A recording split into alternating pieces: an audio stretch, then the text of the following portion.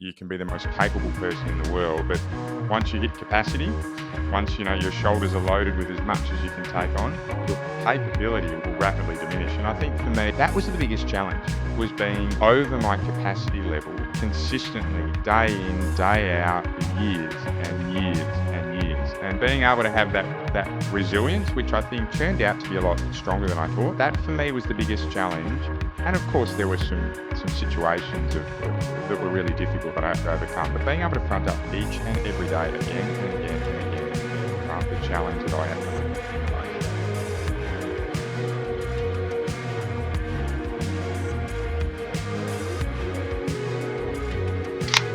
All right. Welcome back, everyone. Welcome to the Fisher Search Group Leadership Podcast, where we explore the stories and strategies and breakthroughs of the leaders shaping the future of healthcare and sales. Today's guest is Ben Wright, a seasoned entrepreneur and sales trainer with some serious credentials in building businesses and high-performing sales teams. Welcome, Ben. Hi, Brett. Hi, everyone. Thank you very much for having me today, and also for the very kind words. I know you've done a fair bit of research and prep for today, so I'm always grateful when people are ready to say nice things at the start. Yeah. So we were brought together by a mutual connection who I actually used to work with about probably 10 plus years ago. And we just reconnected recently. And he was like, oh, you're placing in medical device sales. You need to speak to Ben. And then we were connected. And then before you know it, you're a guest on the Fisher Search Group Leadership Podcast. So welcome.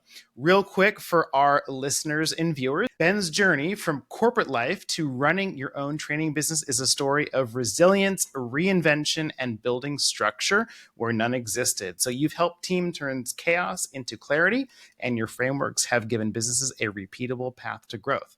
So we're going to get started in this episode. We'll cover your personal journey. You have 5 pillars of success, how you approach learning and growth, and then finally, in our 4th segment, AI and sales training, which I think everyone is very curious about. So whether you're building a team or carrying the bag, I'm sure you'll appreciate today's episode. Ben, I'd love to turn things over to you as we begin. If you could open up and share a bit more about your personal story.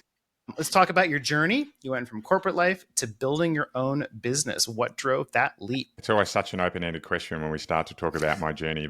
But look, in a really short, compact manner, I had about 12 years working corporate. So that was through university and then through until I was about 30. Had some great elements of it. Really enjoyed a lot of it.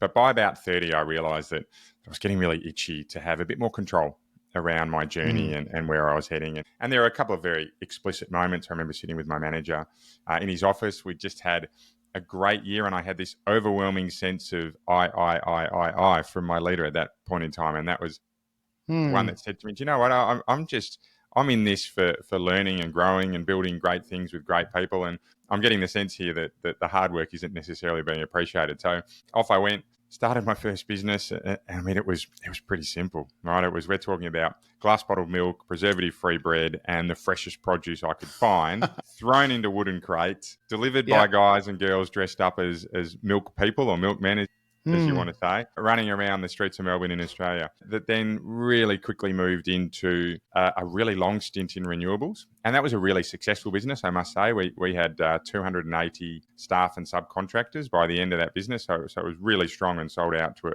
a big brand. And then punctuated by some businesses in height safety and temporary building solutions, a little bit of e-commerce there. So I think what drove me to get into that was wanting to have real control over my own destiny. And probably a little bit of a sparkle in my eye, right, at 29, wanting to really get out and shake the trees and see what I could do in the world. That's great. And for everyone just joining us, this is episode 14 with my colleague, Ben. If you haven't noticed, he's actually one of our first guests to join us from completely on the other side of the world. And you are, it's 8:30 a.m., I think, right? Where you are right now? Close enough. We've dropped the kids at school at 9:30 here now. Oh, 9:30. Okay. Yeah, very early. Well, not so early anymore. Sun's out. I live in a beautiful part of Australia. I live right near the beach. So life's very good. Amazing.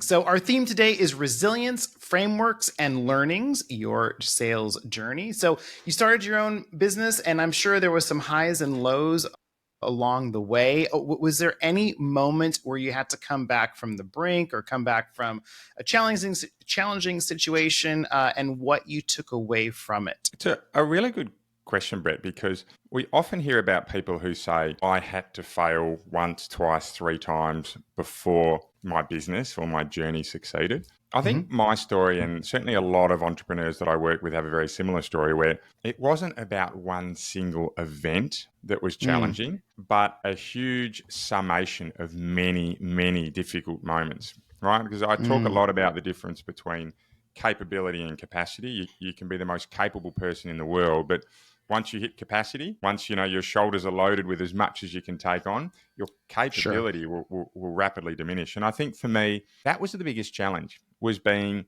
over my capacity level consistently, day in, day out, 14, 16, 18-hour days for years and years and years. And Mm, being able to have that resilience, which I think turned out to be a lot stronger than I thought. It was something where I wasn't sure I had it, but certainly after 10 years in my own businesses, I realized that I did. But that for me was the biggest challenge. And of course, there were some situations that were really difficult that I had to overcome. But being able to front up each and every day again and again and again and again was absolutely the piece that I needed to confront, the challenge that I had to lean into the most. amazing. So your story sets the stage up for why your training resonates because you've lived it. And so let's move into what you've built for sales teams, which is one of the primary reasons why you're here today. So let's go into our second section now, building successful sales teams. Before we continue, if you enjoy what you're listening to, please like, subscribe, comment, share. That's just like Ben Wright, who's joining us today. Episode 14, Resilience Frameworks and Learnings, Ben Wright's Sales Journey. So let's go now, section 2. When you look at businesses trying to scale, especially those, say, in the like 5 million and up range, so what mistakes do you see most often with their sales approach? Yeah, so 5 million, once you get to 5 million, you generally have what I would call an established business. It's still Mm-hmm. a SME, a small to medium enterprise, but often to get to that point, we've had a leader, a founder, an owner of a business do a lot of the selling. And we Okay. start to see the beginnings of sales teams, right? We start to see that point in time when a business owner needs to move from being really good at a lot of things in the business to competent at a minimum in training others and growing others to then echo what they've done. And I remember one of my good friends, he's still one of my good friends now, about 10 years ago, he said to me, Ben, I have no doubt that you are really, really good at what you do. And you can build a business that stretches you and you will push to the end of your individual contributor income levels, right? And I've no doubt you'll nail that and you'll never let people down. But the bit I'm wondering is how you're going to replicate that through others. How you're going to build Mm. teams where you can grow your business that is still going to keep you profitable and growing and happy customers. Because at the moment, far too much is relying on you. And I think that's a really common scenario at that $2 to $5 million mark, and often there's maybe one salesperson in the business or two people who are quite well trusted. You can spend a lot of time with them. They've been ingrained in your way. They've drunk the Kool-Aid, if you like. But for me, from there, it actually becomes about building a system. So I talk about Mm. turning a sales team into a sales machine. And you Mm. think about a machine, it runs again and again. Sure, Yep. they break down every now and then. They need maintenance and servicing. That's your training, right? But a machine will generally run pretty predictably again and again and again for long periods of time. And for me, the mistakes that I see businesses make here is not investing enough time in process. I Now, that's see. very different to scripts. I'm not an advocate of sales scripts, but I'm a huge advocate of sales process, which gets the majority of the team doing the majority of the same things the majority of the time. For me, that's a really successful process. And I think, and we'll talk about the 5 pillars in a moment, I think that they're built around the mistakes that I see teams make. But the number one for me is not building out a sales process and a framework that you can then replicate again and again and again for those in your teams. Right. So they're like, hey, sit with so and so for your first week and kind of maybe learn by osmosis and then maybe bring existing sales experience, but there isn't any formal book or SOP or something on an intranet or something that's basically like this is our playbook. So they've made it that far, which is pretty incredible. But Mm. you're seeing that they typically don't have a very clear process for sales. You look absolutely right. And look, for me, I make it even simpler than that, is that it's a one-page document, digital version, Mm, hard copy version. A lot of salespeople, because they're face-to-face with customers, even when they're doing virtual meetings or phone calls, right, work really effectively when they have that one-page playbook that they can refer to again and again and again before each and every sales call, so that they can recognize where they're at in the sales process, what Mm-hmm. works when they're at this stage, right? Are you in your first early parts of engagement with customers, and what type of questions do you need to be asking? What type of agreements do you need to be making with customers early to give you every chance of closing the deal at the end? Who do you need to know? Who needs to know you? What type of deadlines do we need to be talking about, and how are we going to backfill the process to hit those, right? When you have salespeople readily reminded with something really simple in front of them, that's when they become quite powerful in replication and growth. I'll comment on that. If I have to answer a question, which is repeatable more than once, then it needs to go into an SOP. And we're talking about overcoming objections or nuances or different types. We're in medical device space, so all the different therapeutic areas and things like that. All of that I could normally just either take videos of, or, and I'm not even close to being $1 million company, but getting all that documented so that my team can see everything, I think is the beginnings of what you're talking about, is getting it out of the owner's head and then into a documented process and system. Absolutely. Look, it's one of a few things that businesses need to do when you start to scale out, but it's always the most important first step, because for me, I've seen sales teams grow Mm, close rates by 50, 60, 70, 80%, right? So they are at 10%, and I've seen them grow close rates to 16 to 18%. They're at 25%, I've seen them grow them to 40%, just from implementing a couple of changes to your sales process, right? That, I mean, really, really clinical. And often, in fact, one of my mm, favorite teams, they had quite a low close rate. They were about 9%. They went from mm. 9% to 16% in 6 weeks by changing two things in their sales process. Pardon me, two things in their sales process, right? Now, that essentially means that they had to generate 75% less leads to do the same number of sales. So all of a sudden, their sales teams, right, either their numbers grew, or they had all Amazing. this time on their hands to go and work on their own prospecting, on new deals, on whatever it may be, right? So I've seen absolutely substantial changes, doubling of businesses, closing down sales cycles, i.e. halving them from 60 days to 30 days, just from these changes to simple things in your sales process, but things that you do again and again and again and again, right? That repetition gets you that success. Great. So I know you've developed what you call the 5 pillars of sales success. Can you quickly walk us through those pillars and why each one of them matter? Yeah, look, absolutely. And there's no surprise that the sales process is in there, but there's actually one before that, and that's strategy. So getting really Okay. clear on what you want to achieve. Now, I that doesn't like have that. to be it doesn't have to be a 30-page playbook, right? But what Right. it does need to be is 2, 3, 4, even 5 things that you know you want to achieve over the next 12 months. Are you looking to grow top line? Are you looking to grow profit? Are you looking to expand geographically? Do you want to grow team numbers, right? Do you want to do more with existing customers? Getting really Mm-hmm. clear on the things you need to do, and bringing your team in to build out how you're going to get there with you. Right? It's that real sense of purpose around we're on the journey together. So that's number one. Number two is sales process, which I think we've gone through in significant detail, but having Yep. that one-page sales process and real clarity on what you do in each step, and the frameworks that go with it. I have a framework called the 3Ds. We probably don't have time for it today, but it's probably Right. my signature framework that gets used with most sales teams. Then we move into behaviors, and often people roll Hmm. their eyes at behaviors and go, I don't want to talk about that. It's too hard, right? But what it really is just a set of, often it's only five things that as a team we agree to do, right? We Hmm. agree to learn. We agree to provide open feedback. We agree to KPIs around how we get back in touch with customers, right? I'm happy for that to be a behavior with some teams.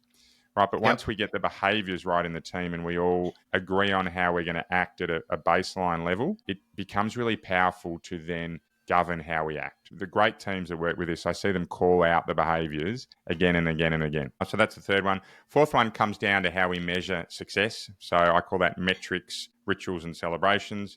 So that's all about Mm-hmm. setting your team up with the right metrics.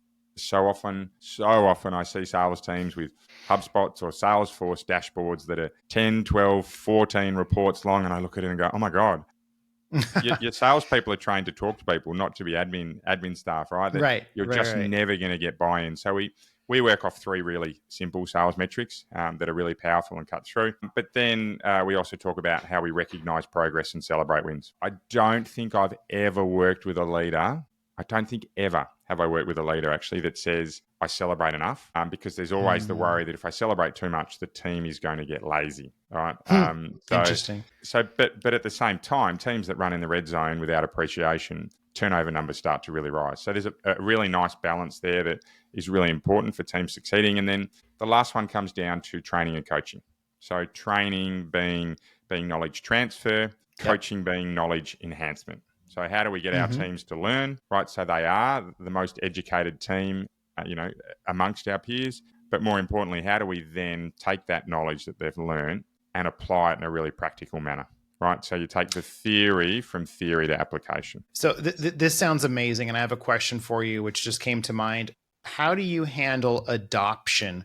Because this is all very clear. It's sort of like top of funnel to close, but when I'm coming in or you're coming into a business and maybe you have people who've been there for, maybe 10, 15 years and you have the more green people, do you see various levels of adoption, and how do you all synergize so that everyone now subscribes to this framework that you're bringing in to Yeah. maximize the Yeah. adoption? So adoption's without doubt the hardest part. Okay. The impact event, bring everyone together, get excited, talk about what you're going to do next. Fantastic. Most people will buy into that. But getting them to change their behaviors, that's where the challenge really starts. And I've done a fair bit of reading around James Clear's Atomic Habits. I think it's a great Mm, book, and there's a lot of his work that I use with teams. But for me, if I had to really summarize it, um, where this works and is really powerful is where you aim to move one or two things at a time. So okay. you keep your focus on the golf balls or the big rocks, Mhm. that jar full of the most important things in the team, and aim to just move a couple of things at once. Because if we overwhelm with too much work, too much to do, then we generally won't get cut through.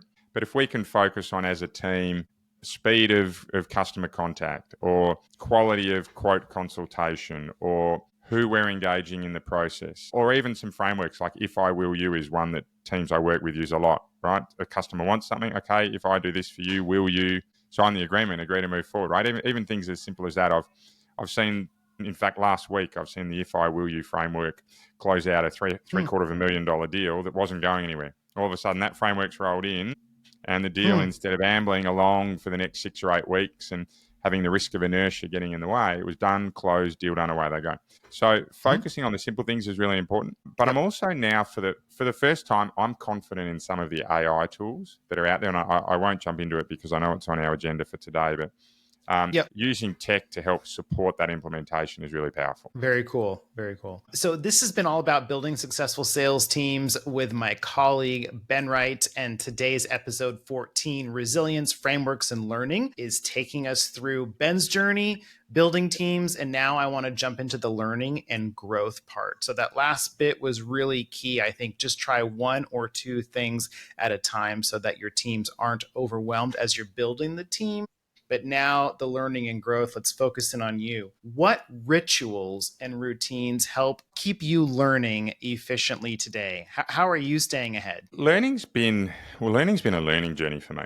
I think Yeah. I think at the age of, in my 20s, I expected my employer to take me through that journey. I didn't have any ownership that it was up to me. If it's to be, it's up to me. In Okay, my interesting. 30s, when I moved into my own business, I started to have a recognition that I could move the dial while training. But it really wasn't until my mid to late 30s. So let's say the last 6 or 7 years, I'm almost 43, where learning has become a lifelong journey for me. And I think that is what I recommend most to any sales leaders or salespeople, is to see learning as a journey that never ends. Like, to Hmm. truly see that as something that you'll have with you for your life, then it becomes infinitely easier. So that's the first thing I'd suggest is you've got to make that leap from learning as a moment in time to a lifelong journey. From there, what really works for me is punctuating formal learning. So that will be times in my calendar where I know I'm sitting down and learning versus attending conferences or events or whatever Hmm. it may be, with informal learning. And Hmm. informal learning is actually the most powerful for me. And that's finding times when I can learn while doing something else. So while I'm Hmm. at the gym, while I'm going for a walk, well, I'm not a big walker, I'm more of a runner, right? While I'm on the stationary bike, whatever I'm doing where I can be passively doing something else and learning at the same time, I find is really impactful for me, because I know it happens. because I know that I will exercise most days. And when I compare my learning with a Mm-hmm. habit that is rock solid and hard to shake, right, then it piggybacks on from that. And Yep. the constant issue around I don't have enough time, that tends to disappear because I'm piggybacking it with a really rock solid habit, which is I'll say loosely part of the atomic habits piece. I don't think it falls into line exactly with the stuff that James talks about, but for me, it absolutely helps me learn. And where I end up with is hitting that 10% of working hours most weeks, right? Let's say you work a 40-hour week, right? I find I'm able to get to that 4 hours by including formal learning, on the job learning, and then the passive learning that I get through tying it to another kind of anchored habit. So that's what works really, really well for me. So you're saying you're learning 10% of your week on average? I aim for 10%. Yeah, That's absolutely. amazing. Yeah, look, and I work it off a 40-hour week. If I'm working a 60-hour week or an 80-hour week, which is what I used to do, those numbers quickly diminished. But I've always aimed for that 4 hours. And how I normally get that 4 hours is 2 hours through the passive learning. So 2 hours, it's often for me being on the wind trainer. I'm a triathlete, so I'll Mm-hmm. spend a couple of hours a Oh, week wow. where I'm able to listen. And the other couple of hours I'll normally get through formal learning or through on-the-job learning. Really, really Mm-hmm. rate when I go through a process and I'm able to get to the end of the process and go, actually, here's the things I've learned. If you saw my desk now, I've got a little section that's got all the little post-it notes and things that I've learned over the last few months, right, before I collate them. So, yeah, I'll get to 10% most weeks. That's great. I love hearing sort of the backstory and the habits of other people and what they're doing to stay active and constantly refreshing that that memory bank of ideas and things to help you be very successful with your clients. So thank you for that. So it's clear you have a structured framework. You're a driven thinker. I wanted to pivot into the AI piece, our fourth section, because you're also investing in some cutting edge tools to enhance how people sell. So, this is now our fourth section of episode 14 with my colleague, Ben Wright. So, the future AI in sales training. So, now you've invested in an AI driven call coach that analyzes tone, inflection, conversation quality. What drew you to this technology? Well, look, I've been fortunate, Brett, in that my businesses have been good to me, not through any lack of hard work. I can tell you that, right? I think Sure. Oh, yeah. you reap what you sow, but it's put me in a position where I've been doing the training and coaching and sales strategy, I call it now, for quite a number of years, and that allows me a fair bit of freedom in life. And along that journey, I've probably had 30 or 40 businesses approach me or opportunities pop up, and I've almost unilaterally said no. But this one came along, and the brand's called Icana. We have a product called Call Coach within there, and Mm-hmm. I looked at this product once, and I went, and then I kept walking, and then I came back and I was like, hang on. This product looks at, so we take a sales team, whether they're a video sales team or it'll soon to be face-to-face teams, hopefully as well, phone-based sales team, web chats. It takes 100% of those conversations. It analyzes each and every one, and then it provides coaching on what you say, so your technical requirements, your technical elements, but then Yep. also how you say it, your pausing, your tone of voice, your inflections, how you match people on the other side of the call. And I looked at that and went, okay, so it's doing that for 100% of the calls and it's coaching on all of that. I thought, great, let me see the quality of it. And I went through the quality, and we work with some ASX, so NASDAQ equivalent for you guys, ASX listed companies who actually had their QC teams go through the calls as well and say, look, we've got a human interpreting the call and we've got Icana's call coach interpreting the call. And in these instances, the AI version, so call coach, actually met or exceeded the quality of coaching that their internal teams provided.